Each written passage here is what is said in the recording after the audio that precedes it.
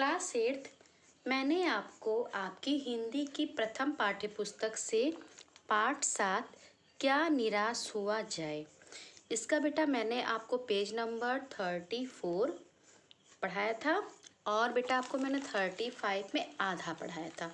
आधा मतलब कि एक पैराग्राफ पढ़ाया था। आज बेटा मैं आपको उसके आगे का भाग समझाने जा रही हूँ। हुआ यह कि इस देश के कोटि कोटि दरिद्र जनों की हीन अवस्था को दूर करने के लिए ऐसे अनेक कायदे कानून बनाए गए हैं जो कृषि, उद्योग, वाणिज्य, शिक्षा और स्वास्थ्य की स्थिति को अधिक उन्नत और सुचारू बनाने के लक्ष्य से प्रेरित हैं। परंतु जिन लोगों को इन कार्यों में लगना है उनका मन सब समय पवित्र नहीं होता। प्रायः वे ही लक्ष्य को भूल जाते हैं और अपनी ही सुख सुविधा को की ओर ज़्यादा ध्यान देने लगते हैं। हुआ ये कि देश में जो करोड़ों दरिद्र जन हैं उनकी हीन अवस्था को, उनकी स्थिति को दूर करने के लिए, उनकी दरिद्रता को दूर करने के लिए बहुत सारे कायदे और कानून बनाए गए जो किससे जुड़े थे? कृषि, उद्योग, वाणिज्य, शिक्षा और स्वास्थ्य इससे जुड़े थे। और कृषि, उद्योग, वाणिज्य, शिक्षा, स्वास्थ्य की स्थिति को उन्नत मतलब उनकी स्थिति को और अधिक ऊंचा बनाने के लिए, सुचारू रूप से चलाने के लिए लक्ष्य से प्रेरित थे। मतलब कि जो करोड़ों जो दरिद्र जन हैं उनकी अवस्था को, जो उनकी अवस्था थी या जो उनकी स्थिति थी उसको दूर करने के लिए बहुत सारे जो है कायदे कानून बनाए गए जो कृषि से, उद्योग से, वाणिज्य से जुड़े थे और फिर ये था कि सुचारू रूप से चलाया जाए। परंतु जिन लोगों को इस कार्य में लगाया गया कि आपको ये कार्य सौंपा जा रहा है कि आप इस तरफ ध्यान देंगे और इनकी स्थिति में सुधार करेंगे, तो जिनको इन कार्य में लगाया गया उनका मन सब समय पवित्र नहीं होता। जिसको इस काम में लगाया गया उन्होंने क्या किया कि इस तरफ ध्यान नहीं दिया। प्रायः वे ही लक्ष्य को भूल जाते। वे ये लक्ष्य भूल गए कि उन्हें करना क्या है। उनका लक्ष्य क्या? उनका लक्ष्य था कि करोड़ों दरिद्र जनों की अवस्था को, उनकी स्थिति को दूर करना था। लेकिन जिनको ये काम सौंपा गया वो अपना काम ही भूल गए और भूल के क्या किए? अपनी ही सुख सुविधा की ओर ध्यान देने लगे। देश में ऐसा बार बार होता है, जिसके हाथ में काम सौंपा जाता है कि आपको ये काम करना है, आपको इसका सुधार करना है या यहाँ ध्यान देना है, तो लोग उस तरफ ध्यान नहीं देते बल्कि करते क्या है बेटा? वो अपनी सुख सुविधा में लग जाते हैं। भारतवर्ष सदा कानून को धर्म के रूप में देखता आ रहा है। आज एकाएक कानून और धर्म में अंतर कर दिया गया। धर्म को धोखा नहीं दिया जा सकता है, कानून को दिया जा सकता है। यही कारण है कि जो लोग धर्म भीरू हैं वे कानून की त्रुटियों से लाभ उठाने में संकोच नहीं करते। फिर क्या हुआ? पहले तो ये हुआ कि जिन लोगों को एक काम सौंपा गया वो अपने लक्ष्य को भूल गए और अपनी सुख सुविधा में लग गए। फिर क्या हुआ? भारतवर्ष सदा कानून को धर्म के रूप में देखता आ रहा है। फिर क्या है कि भारतवर्ष जो है बेटा वो सदैव कानून को धर्म के रूप में देख रहा है, क्योंकि धर्म को धोखा नहीं दिया जा सकता है। धर्म को धोखा नहीं दे सकते, हाँ कानून को धोखा दिया जा सकता है। और इसीलिए जो धर्म भीरू लोग हैं वो कानून की जो कमियां हैं, जो हमारे यहाँ का कानून है और जो कानून में कमियां हैं उन्हीं की त्रुटियों से लाभ उठाने में कोई संकोच नहीं करते। मतलब हमारे यहाँ ऐसा कानून बनाया गया कि जो सुचारू रूप से नहीं चला और जो धर्म भीरू लोग हैं, जो धर्म से भयभीत होते, धर्म में कोई धोखा नहीं दे सकते, लेकिन कानून को, जो कानून देश के लिए बनाए गए, जो एक नियम देश के लिए बनाए गए उनको तोड़ सकते हैं। तो ऐसे धर्म भीरू वे कानून की जो कमियां हैं, जो उनकी त्रुटियां हैं उसका लाभ उठाते हैं और आगे बढ़ते। उसका लाभ उठाने में उन्हें कोई संकोच उन्हें नहीं होता है। यही कारण है कि समाज का ऊपरी वर्ग कुछ भी करता रहता है, परंतु वह भी महसूस करता है कि धर्म कानून से बड़ी चीज है। मतलब इसी कारण क्या होता है बेटा, जो समाज के जो ऊपरी वर्ग हैं वो क्या करते हैं, ऊपरी वर्ग कुछ भी करता रहे और यह महसूस भी करता है कि धर्म कानून से बड़ी चीज है, तो फिर भी वह क्या करता है कि कानून की त्रुटियों का लाभ उठाता है। इस बात के पर्याप्त प्रमाण खोजे जा सकते हैं कि समाज के ऊपरी वर्ग में चाहे जो भी होता रहा हो, भीतर भीतर भारतवर्ष अब भी यह अनुभव कर रहा है कि धर्म कानून से बड़ी चीज है। मतलब कि आज इस बात के पूरे पूरे साक्ष्य हैं, पूरे पर्याप्त प्रमाण हैं कि समाज के जो भी ऊपरी वर्ग है, वो चाहे जो भी वर्ग हो, वो क्या कर रहा है कि भीतर ही भीतर, अंदर ही अंदर भारतवर्ष अब भी यह महसूस कर रहा है कि धर्म जो है वो कानून से बड़ा होता है। अब भी सेवा, ईमानदारी, सच्चाई और आध्यात्मिकता के मूल्य बने हुए हैं।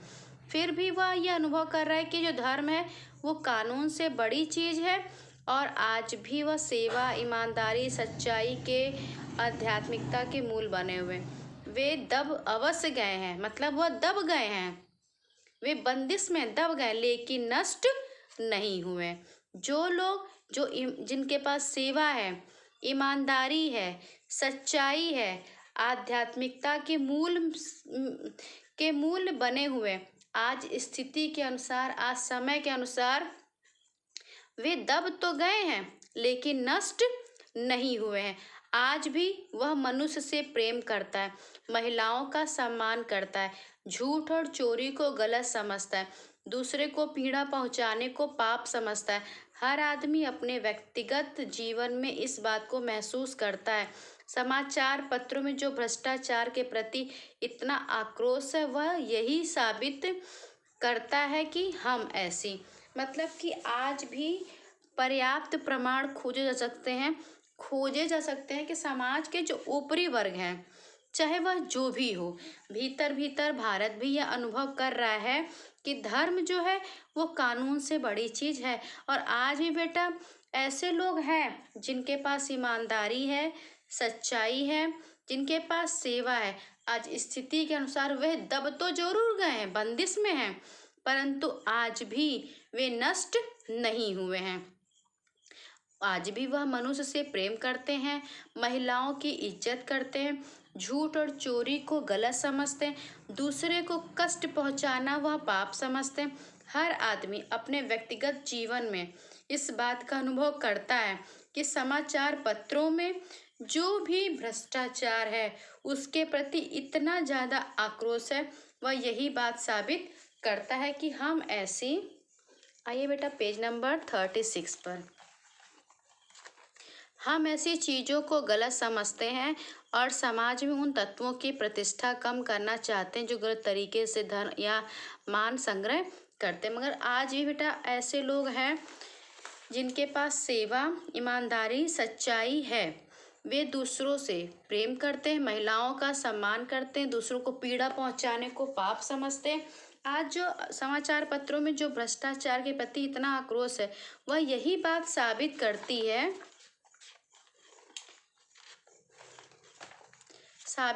कि चीज़ों को गलत समझते हैं और समाज में उन तत्वों की प्रतिष्ठा कम करना चाहते हैं जो गलत तरीके से धन या मान इकट्ठा करते। जो लोग गलत तरीके से अपना मान इकट्ठा करते, गलत तरीके से धन इकट्ठा करते, आज भी उनको गलत समझा जाता है। दोषों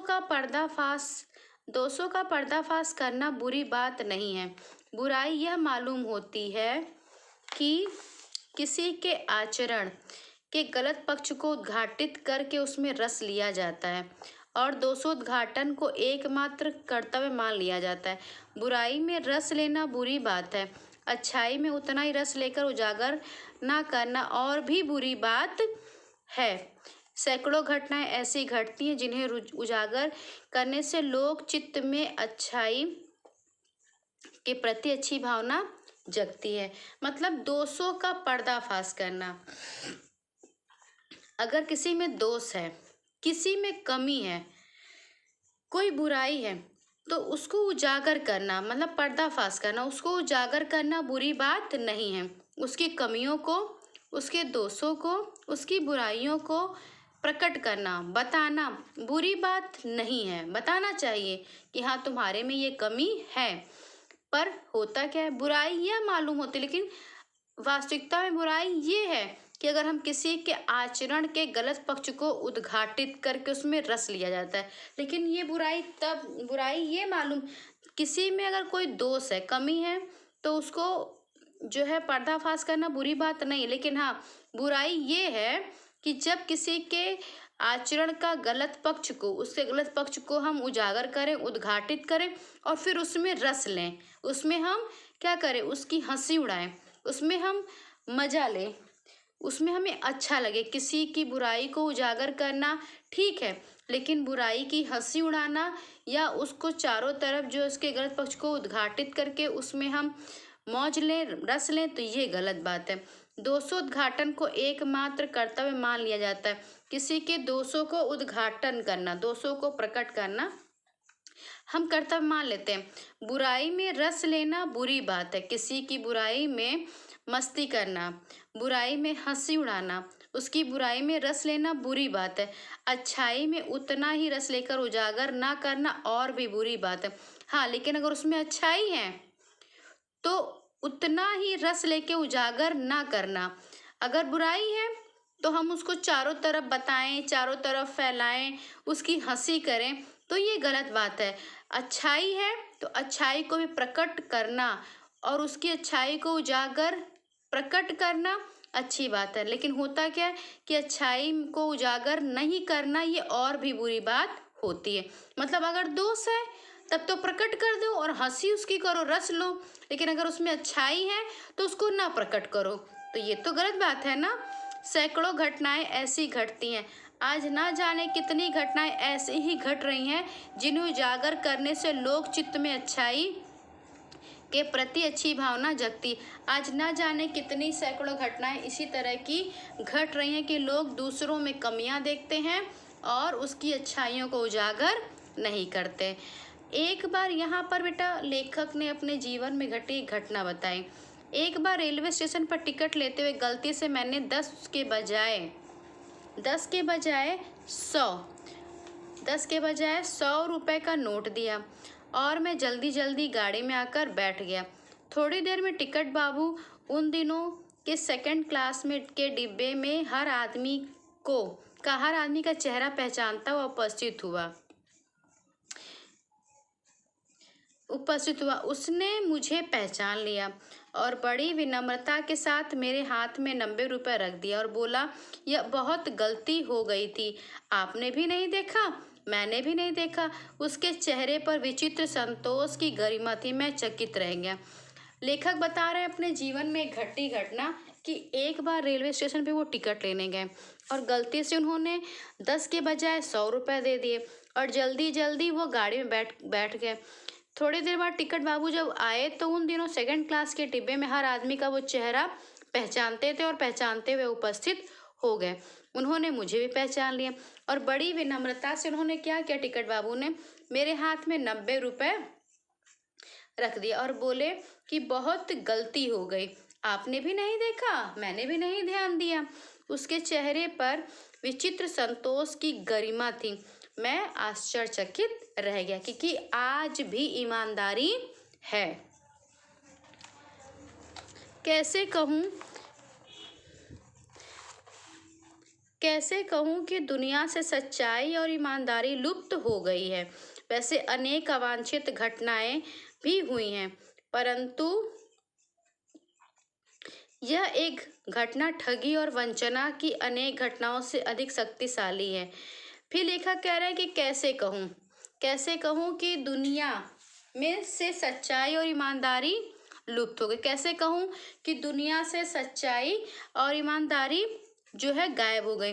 वैसे तो अनेक अवांछित घटनाएं होती रहती, परंतु एक ऐसी घटना बता रहे हैं लेखक कि जो ठगी और वंचना की अनेक घटनाओं से भी अधिक शक्तिशाली।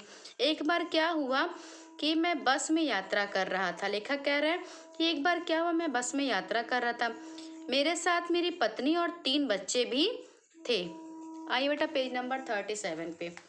मेरे साथ मेरी पत्नी और 3 बच्चे थे। बस में कुछ खराबी थी, रुक रुक कर चलती थी। गंतव्य से कोई 8 किलोमीटर पहले ही एक निर्जन सुनसान स्थान में बस ने जवाब दे दिया। रात के कोई 10 बजे होंगे। बस में यात्री घबरा गए। कंडक्टर उतर गया और एक साइकिल लेकर चलता बना। लोगों को संदेह हो गया कि हमें धोखा दिया जा रहा है। लेखक बता रहे अपने जीवन की घटना कि अब मैं ये कैसे कहूँ कि सच्चाई और ईमानदारी जो है दुनिया से लुप्त हो गई। वैसे बहुत सारी घटनाएं घटती रहती हैं, लेकिन जो मैं घटना अब बताने जा रहा हूँ वो अन्य घटनाओं से भी बहुत शक्तिशाली। लेखक कह रहे हैं कि एक बार मैं बस से यात्रा कर रहा था और मेरे साथ मेरी पत्नी और मेरे 3 बच्चे भी थे। अचानक बस खराब हो गई और रुक रुक कर बस चल रही थी। गंतव्य मतलब जहाँ पहुँचना होता है, गंतव्य से पहले ही कोई 8 किलोमीटर पहले ही एक निर्जन अर्थात बेजान सुनसान जगह पे बस ने जवाब दे दिया। रात का कोई यही 10 बजा होगा। बस में यात्री भी बहुत डर गए। तब तक कंडक्टर उतर गया और एक साइकिल लेकर चलता बना। साइकिल लिया और वहां से चला गया। लोगों को ये शंका हुआ कि शायद ये बस कंडक्टर बस ड्राइवर हमें धोखा दे रहे हैं। बस में बैठे लोगों ने तरह तरह की बातें शुरू कर दी। किसी ने कहा यहाँ डकैती होती है। 2 दिन पहले इसी तरह एक बस को लूटा गया था। परिवार सहित अकेला मैं ही था। बच्चे पानी पानी चिल्ला रहे थे। पानी का कहीं ठिकाना ना था। ऊपर से आदमियों का डर समा गया था। हुआ क्या कि जो कंडक्टर है जब वो चला गया साइकिल लेकर, तो लोगों को संदेह हो गया कि शायद ये दोनों मिलकर हम लोगों को धोखा दे रहे हैं। बस में बैठे लोगों ने फिर तरह तरह की बातें शुरू कर दी। बोलने लगे कि यहाँ पर डकैती होती। फिर किसी ने कहा 2 दिन पहले एक बस को लूट लिया गया था और परिवार सहित मैं अकेला ही था। बच्चे मेरे पानी पानी के लिए चिल्ला रहे थे और पानी पाने का कहीं कोई ठिकाना नहीं था। ऊपर से ये भी डर सता रहा था आदमियों का। तो कुछ नौजवानों ने ड्राइवर को पकड़कर मारने पीटने का हिसाब बनाया। जो बस में कुछ लोग बैठे थे उन्होंने ये सोचा कि हम लोग क्या करें, ड्राइवर को पकड़ लें और मारे पीटे। ड्राइवर के चेहरे पर हवाइयाँ उड़ने लगीं। लोगों ने उसे पकड़ लिया। वह बड़े कातर ढंग से मेरी ओर देखने लगा और बोला कि हम लोग बस का कोई उपाय कर रहे हैं, बचाइए, ये लोग मुझे मारेंगे। डर तो मेरे मन में था, पर उसकी कातर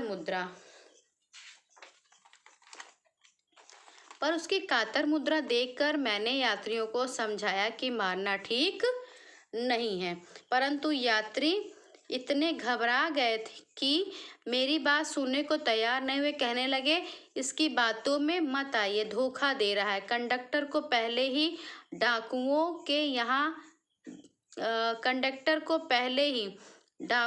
के यहाँ भेज दिया है। तो हुआ क्या कि कुछ नौजवान जो बस में बैठे थे वो लोग ड्राइवर को पकड़कर मारने पीटने के लिए तैयार हो गए। जो ड्राइवर के चेहरे पर हवाइयाँ उड़ रही थी। जो ड्राइवर था वो बहुत ज़्यादा भयभीत था। लोगों ने उसे पकड़ लिया, लेकिन वह मुझे बहुत ही ज़्यादा भयभीत ढंग से मेरी ओर देखने लगा और बोला कि हम लोग बस का कोई उपाय कर रहे हैं, आप बचाइए क्योंकि मुझे ये लोग मारेंगे। तो डर तो मेरे भी मन में था, लेकिन जो उसकी कातर यानी उसकी जो भयभीत मुद्रा थी वो देख के मैंने यात्रियों को समझाया कि इसे मारना ठीक नहीं है। परंतु यात्री भी इतने घबराए थे कि मेरी बात कोई सुनने को तैयार नहीं था। सब यही कह रहे थे कि इसकी बातों में मत आइए, हम लोगों को धोखा दे रहा है। कंडक्टर को इसने पहले ही भेज दिया है डाकुओं को यहाँ पर भेजने के लिए, क्योंकि कंडक्टर जैसे ही बस खराब हुई तो कंडक्टर जो है वह चला गया। वो साइकिल लिया और चला गया। तो लोगों ने ये सोचा कि शायद ये कंडक्टर जो गया है ये डाकुओं को यहाँ भेजने के लिए गया है। तो क्लास 8 आज बेटा मैं आपको यहीं तक समझाऊंगी। पेज नंबर 38 के ये ऊपर के पहला पैराग्राफ तक। अब आप क्या करिएगा बेटा, इस चैप्टर को फिर से अच्छे से पढ़िएगा। मतलब आप इस चैप्टर को जहाँ से मैंने पढ़ाया है आप वहीं से शुरू से पढ़िएगा। मतलब पेज नंबर 34 से लेकर आप पेज नंबर 38 के तक पढ़िएगा और समझिएगा कि आज मैंने आपको क्या क्या समझाया है।